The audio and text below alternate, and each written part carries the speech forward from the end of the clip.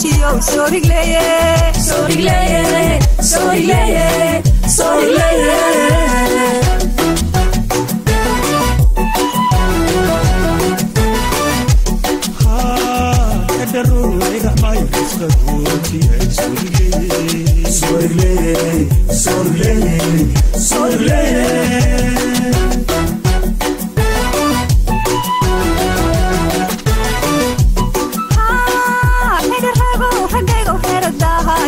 Sorigleye, sorigleye, sorigleye, sorigleye.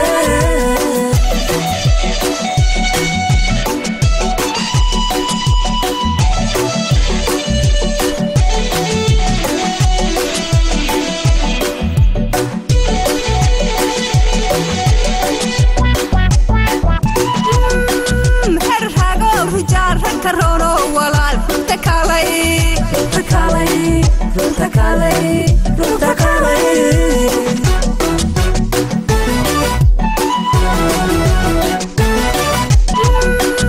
Herhago rujar karono walal takalay takalay takalay takalay.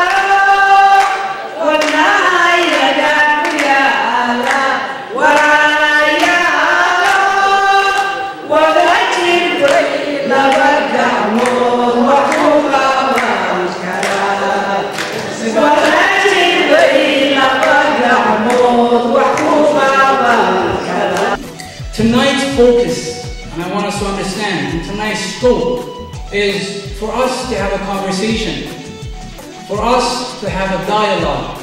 Before we can speak about particulars as to why certain things are not happening, as to why some things that we planned that are not happening, we need to talk. That is the first step, and that is the primary step. I want everyone to understand. This event is not about a political promotion and partisan gathering. This event is not about impressing others. This event is not about a photo opportunity. This event is not about understanding or self-interest. Let me pray this evening on behalf of the young men of our community. Although this is very difficult, I hope that I'll be able to convey some of our frustrations as well as present alternative methods of engagement between the police that patrol our communities and the youth that reside in these communities. We face a lot of issues that can easily get us in trouble with the police. I try to avoid these issues by focusing on me, through the help of basketball and mentors in our community. We all have a choice to make. Either we ignore it and be a part of the problem, or we get active and be a part of the solution. But it is very primitive to believe that we can achieve this. We must become a catalyst for the change that we seek and take ownership for what goes on in our communities. And not only are you committed to the change, but we're committed to the change. We want to make this a better community for everyone. And we're committed to do whatever we need to do to make that change happen in a positive, constructive way. For the brothers here, we have to learn to lean on each other if ever we plan to succeed.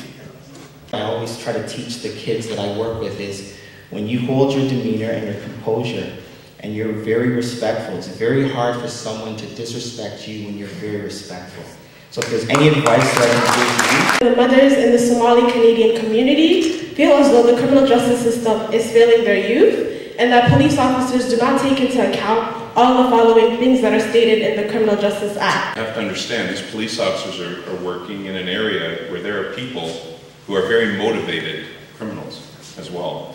There are people who are carrying those handguns, who will use them and will use them on police officers. And I think the police officer has to be held more than myself as a regular citizen, because I don't know you, who you are, but as soon as I see that shield, I give you a certain respect and a certain reference that I would not give any other person. That officer betrayed the trust that we have in police officers. But the enemy, many things, we are not. We citizens who work very hard.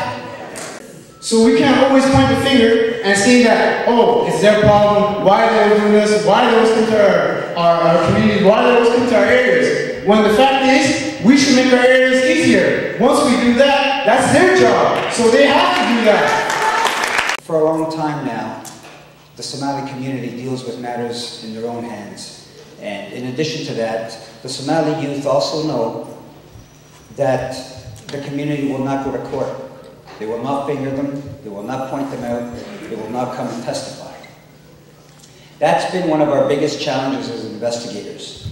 To be proactive rather than, react to problems. So what we need to do, we need to come out and support all these, dedicated people who's giving back to their communities. Often what happens, even in this school here, there are 2 or 3 programs that takes place.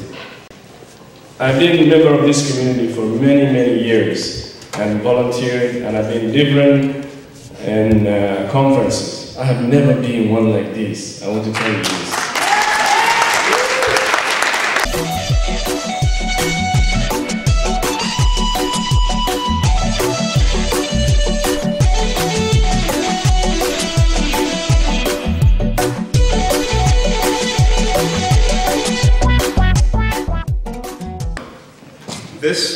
This night has been very enlightening.